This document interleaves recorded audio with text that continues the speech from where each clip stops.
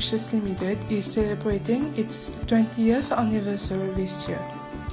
Celebrating its 20 years in Mauritius, Indian Oil Mauritius Limited has its business activities within the sectors of aviation, bunkering, retail, lubricants, and consumer.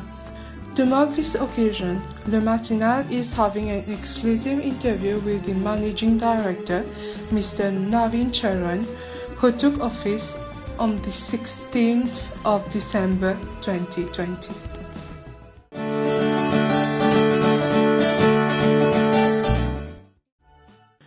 Well, I am 8 months old in this island. My company was incorporated on 24th October 2001. So we'll be having our 20 years foundation day on the next Sunday, that is 24th October 2021, having completed 20 years. As far as the petroleum products are considered, we are there in all the segments of petroleum products except for LPG. And currently we hold about 24% of the total market share in the island. So we are there in retail, filling stations. We have about 27 numbers. We also cater the major institutional brands like TBS. Then we have L&T. We have Afcons. We have NTC. As our major industrial customers.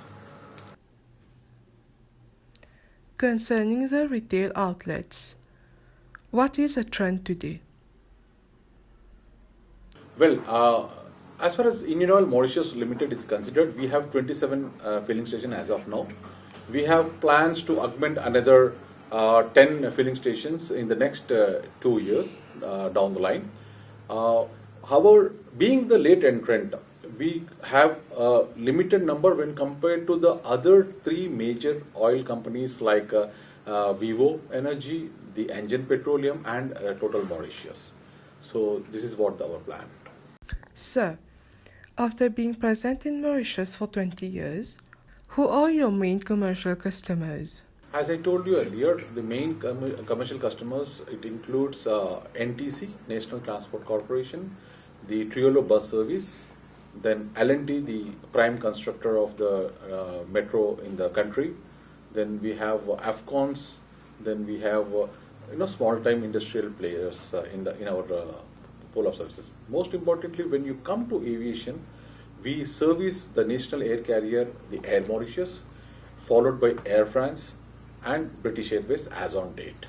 And we are the leaders in aviation segment. We are holding about 60% plus market share in this segment. The balance 40% is held by the remaining 3 companies, that is Engine, Vivo, and Shell, Total. Okay. What are the products and services offered by the company? Well, let me start with the product called Aviation, purely meant for aviation customers, that is for the aircrafts. Then we have bunkering. In bunkering, we have 2 types of products. One is marine grade gas oil and very low sulfur fuel oil. We call short term as MGO and VLSFO. VLSFO is mainly used for the engines of the vessels, whereas MGO is used in the diesel generating sets which are provided in the vessels, big vessels. Now we have consumers, direct consumers. What I mean to say, they consume the product directly for their own requirement, like NTC, TBS, L&T, Afcons, etc. We are there in filling stations where we sell MOGAS, the gas oil, the lubricants for all the automotive applications. Then we have we are planning to enter into a gas segment, but the market is still yet to be grown. I think we will take the question. Yes, concerning the product and services that Indian Oil offers to Mauritius. As I told you, we are there in every segment of petroleum products except LPG. The aviation turbine fuel we call Jet A1, the MOGAS, the gas oil, the lubricants, and most importantly the bunker fuels, which consists of very low sulfur fuel oil, VLSFO, and marine gas oil we call MGO. Indian Oil, is it a government of India company? Well, that's a good question. Indian Oil Corporation Limited is a purely a public sector undertaking of Government of India. The Government of India has the majority stake in this company, and it was created as a PSU and continues to be PSU as on date. Indian Oil Corporation has lived out of the country India and started a overseas entity, and the first overseas entity for that matter is Indian Oil Mauritius Limited. Now Indian Oil Mauritius Limited is the 100% subsidiary of Indian Oil Corporation Limited. So there we are. IOML in this country is a private entity, but we are offshoot of India's largest public sector undertaking. As you mentioned, the Government of India holds the majority of stakes. Could you please tell us what is the percentage of stakes that the Government of India holds in the company? Yeah, it is almost about 75%, and remaining is held by financial institutions and the general public. Now coming to Mauritius. What are the ways that Indian Oil works with the STC and the Government of Mauritius concerning the petroleum products? Let me begin like this. When we were born on 24th October 2001, we started having the baby steps where the Government of Mauritius was hand-holding us to move ahead, and ultimately the entire credit, support of Government of Mauritius was available with IOML, where it has helped us to reach this position as on date. Now, State Trading Corporation of Mauritius is an extended arm of the government. They are the sole canalizing agent for procuring mogas, gas oil, and the aviation turbine fuel that is called Jet A1. This entity, based on the requirement of each oil company, will procure the parcel, and the moment the parcel comes, it will be distributed amongst the companies as per their requirement. Before that, I would like to apprise you, STC goes for an annual global tender seeking the suppliers, the manufacturers of the petroleum products around the globe for supply of these products to the nation for a 1-year period. And let me inform you, the last contract, which was open from 2020 onwards, Indian Oil Corporation Limited, our parent company, was successful in getting this contract, and we are supplying the product of to STC, which includes mogas, gas oil, and Jet A1. Over and above, there is a requirement of MGO, that is marine gas oil, time to time. Even that STC procures from Indian Oil Corporation Limited. Do you consider yourself to be in competition or in collaboration with the STC? No, STC is not at all a competition. It's like a parental body for all the oil companies in this nation.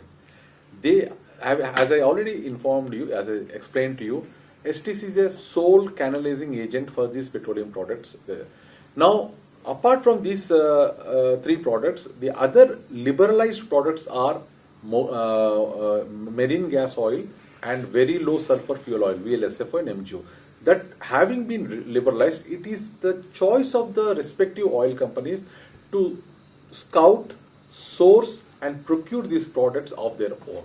So STC is never a competition, because they are not marketing any fuels in the nation. They are only the supporting entity for all the oil companies to procure the product and give to them.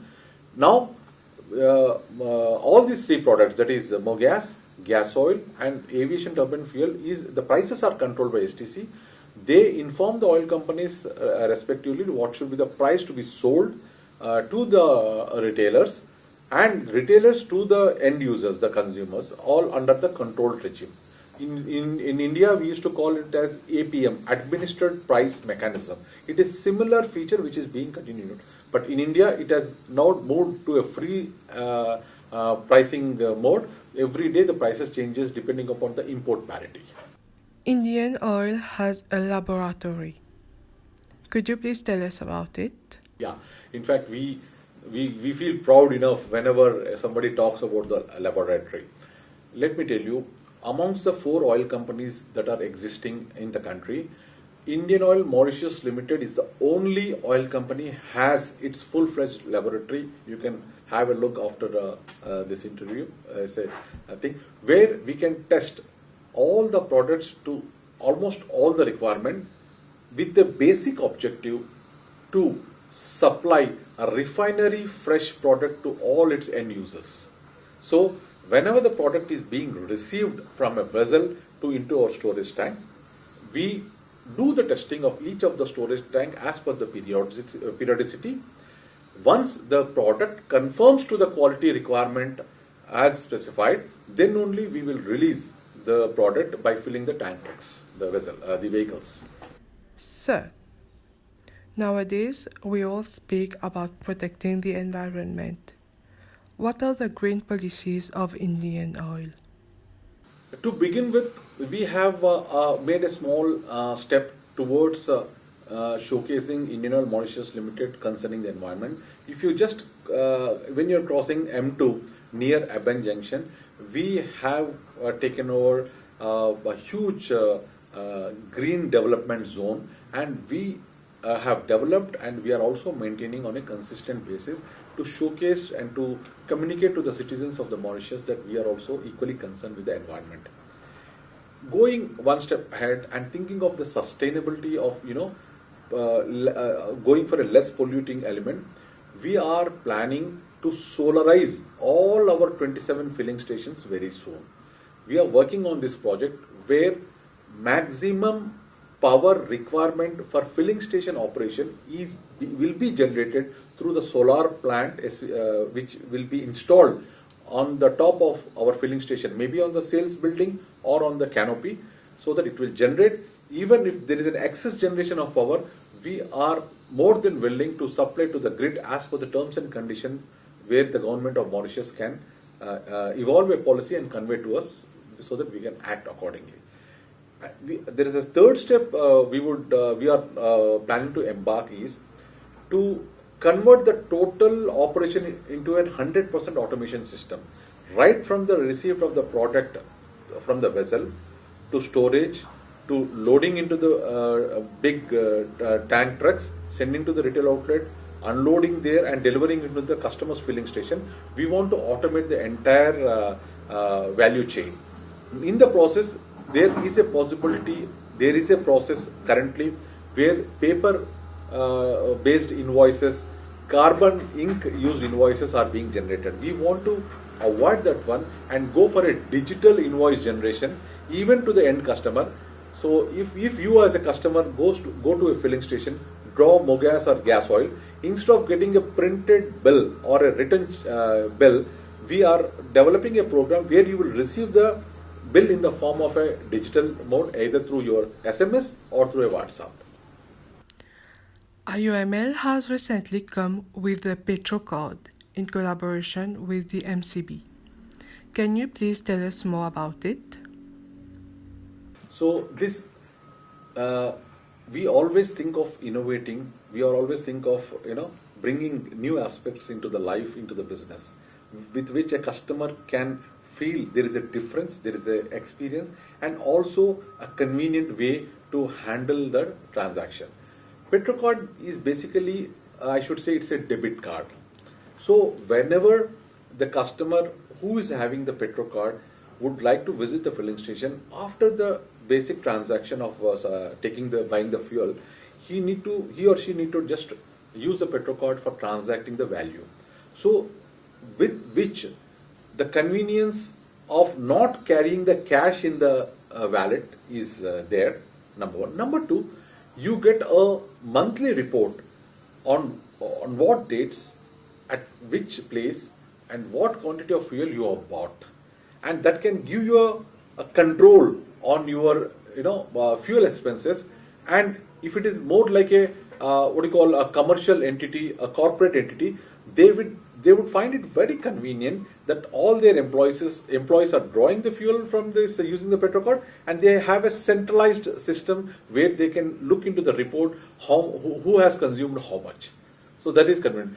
We have also have a big plans as far as part of our automation system, that we would like to have ITPS based approach, integrated transaction processing server, which it is the one single gadget which will accept a Petrocard, which will accept a debit card, which will accept a credit card, which will also accept the wallet. So that one single thing will accommodate so many different propositions. Apart from that, suppose if we want to do some loyalty program, at the same time the customer will get back his loyalty based on the extent feature whatever we have introduced in the market. So this is in the pipeline. This is the plan. Your vision is to be the preferred business entity contributing to national energy security and delivering high quality products and services with care for the environment. And your mission is to cater the customer needs in dynamic hydrocarbon market through continuous upgrading of skills, capabilities, and technologies to attain global benchmark. Would you say that IOML has met the vision and mission of the company now, today? Yeah, see, mission and vision is a statement where there cannot be a line. It is always, the bar, the threshold is always pushed based on the time to time requirement and the local needs. So when we started this company, yes, we have met all our vision and mission statements what we have made, but we still find a lot of scope where the statement has raised the bar, and we should always, our endeavor is to always reach up to that level and see, confirm to the citizens, confirm to the statutory agencies and the government, look, I am on my track and we are well within the, this aspect. Okay. Is the petroleum and bunkering project still on? Yeah, yes. See, yeah. Let me tell you, see, bunkering is one area where Mauritius has a huge potential. In fact, I have shared myself in various forums that it can be the next Singapore of the West. Why I am comparing Singapore? Currently, if you look at Singapore, the total area of the country Singapore is just 1/3 of Mauritius. 2,040 square kilometers is Mauritius, and 1/3 of Mauritius is Singapore. But the bunkering segment, which is being catered by Singapore today, stands at 50 million metric tons per annum. 50 million metric tons per annum. Now, when you come back and look at the statistics of Mauritius, we are 100 times less. That is about 0.6 million metric tons per annum. Having said so, Mauritius is very strategically located as far as the geography of the world is considered. The entire shipping liners, starting from the Latin America, the North America, the western side of Africa, if they have to travel all the way to Asia or Far East, they have necessarily cross close to Mauritius. Now, Mauritius has already developed, slowly developing the bunkering hub as Sri Lanka. But since I said there is 100 times less than Singapore, we need to take a very proactive and constructive, plans to implement, mainly on account of creating the storage, static storage, for which you require a lot of land. We at Indian Oil Mauritius Limited, though has about 29,000 metric tons of storage, but still the way we are doing business in the bunkering, we end up the product within 10 to 12 days of a month.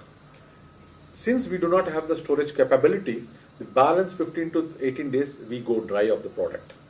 That's the reason for last couple of years we were following up with the Mauritius Port Authority, the chairman and down the line all the officials, to allot us an additional land where we can create a a storage facility only for the black oils, that is VLSFO and MGO, meant for the bunkering.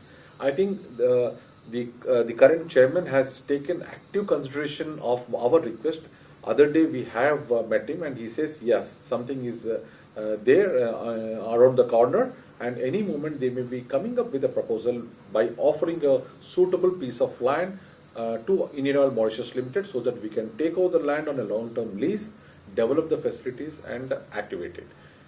In fact, we have not waited for this aspect. We have started our homework. We are constructing another 4,000 kiloliters of product right next door, which will be commissioned by this month end, which has given us some better scope. Number one. Number two, we have also finalized one barge. The current barge what we have is 2,500 KL capacity. That will get increased to 6,500 KL capacity. That is more than double. So that will have a floating storage facility of about 4,000 KL extra. Over and above, we are also planning to augment an additional barge so that we can create a product difference from each of the product, like we have in pipelines, another USP with IOML. For all the products, we have dedicated pipelines. That is the most important, unique selling proposition we have. No other oil company has a dedicated pipeline. You name the product, we have a different product for receipt and storage. So that way we will ensure refinery quality product at any given point of time. That is a seriousness with which Indian Oil Mauritius Limited works, and this is an offshoot. This is a knowledge given to us by our parent company, Indian Oil Corporation Limited. Indian Oil is considered and known to be the preferred petroleum company in the aviation sector. With the COVID-19 pandemic, the aviation sector has suffered a lot. Along with that, has IOML suffered with the situation? Yeah, it's a very apt question, I should say. As explained earlier to you, Indian Oil is the leader in the aviation sector. So it is like a double-edged sword. You have volumes in your hand, which is helping to improve your top line, your turnover, etc., the important financial factor. And at the same time, when there is a hit, you will be the first person to get hit very hardly. So it has happened so with the aviation.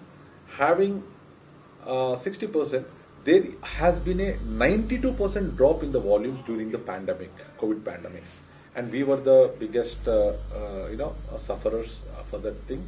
And our entire top line, the turnover for the last year, it got collapsed. It has come down by 60%. So my turnover was just 40% of the previous year. Despite that, we have done very good in lubricants. We have done excellent, extremely good in the bunkering. We have contained our net profits to a range of 38%, because normally the turnover and the net profit, they move in a similar way, but here we could control because we did a good business in other two segments, and we have closed it to 38%. It was not 60% down. Now, the second thing what I would like to share with you is, yes, there was an issue with our outstanding with Air Mauritius. They were owing us almost $3 million, which is equivalent to 121 million in Mauritian rupees. And you all know it has gone into administration during 2020. And of course, there has been a development. Of late, there was a administrators have declared a way out plan, which the majority of the creditors have accepted. And for us as an oil company, as a creditor to Air Mauritius, they have proposed for a 50% haircut. And being a national carrier, being the government of Mauritius arm, we have accepted this thing very genuinely, and they have already paid us the 50% of the value, which is almost around 60 million MU after this thing. So we will be foregoing the balanced 50%, which we have to write off from our books of account. That will have an impact in our bottom line performance during the current year. On the occasion of the celebration of your 20 years in Mauritius, what is the message that you want to send to your customers and the whole population of Mauritius? First of all, I would like to say a big thank you to each and every Mauritian citizens here. The way they supported the brand Indian Oil Mauritius is something amazing. They have considered it as a right brand whenever there were issues of manganese in mogas or gas oil, which has happened a couple of years ago. They are very much aware that Indian Oil has supplied the best quality of fuel, because unless they are tested in the laboratory, it will not come out to the customer's tank. So that is one of the great thing. And second, when the Wakashio incident has happened, it was Indian Oil Mauritius Limited who stood in front, and we used the barge to the extent possible to leverage and contain the damage to the maximum extent, which has been appreciated by the government right up to the Honorable Prime Minister of this country, and they have lauded the efforts taken by Indian Oil Mauritius Limited, because it is in our DNA, the Indian Oil Corporation Limited DNA, that whenever the crisis is there, we are always in front. So that's the reason we call ourselves India Pehle oil, Pehle India, Fir oil. That when you combine, it is called Indian Oil. So first is the country, then is the oil. So since we are there in Mauritius, first is for Mauritius for us, then the oil. So when we talk about Mauritius, it is Mauritian citizens. So we are highly indebted to them for their wholehearted support, and which is helping us to grow year after year after year. So we are on, taking the challenge, taking the competition in a right earnest, right spirit, and because of the support of each and every Mauritian customer, we are performing extremely well. So we have a lot of projects to being envisaged and planned. So that will be shared in the next interview whenever we have. Once they take a proper shape. But for now, I thank you each and every Mauritian, and we are going to have a surprise to each and every Mauritian on 24th November 2020, 24th October 2021, when we are going to celebrate our 20th Foundation Day, which is under the banner Thank You Mauritius. Any hint about that? No hint. Okay, a hint is, let me tell you, we are going to come with a very innovative campaign. Okay. Environment friendly, digital, customer oriented campaign. We want to thank each and every Mauritian for that. So that's a campaign. So you will get the proper hint at the right time. Sir, I thank you so much for your time, and in the name of the whole Matinal team, I want to wish you a very happy 20th anniversary. Thank you. Thanks a lot. Thank Namaste. you so much.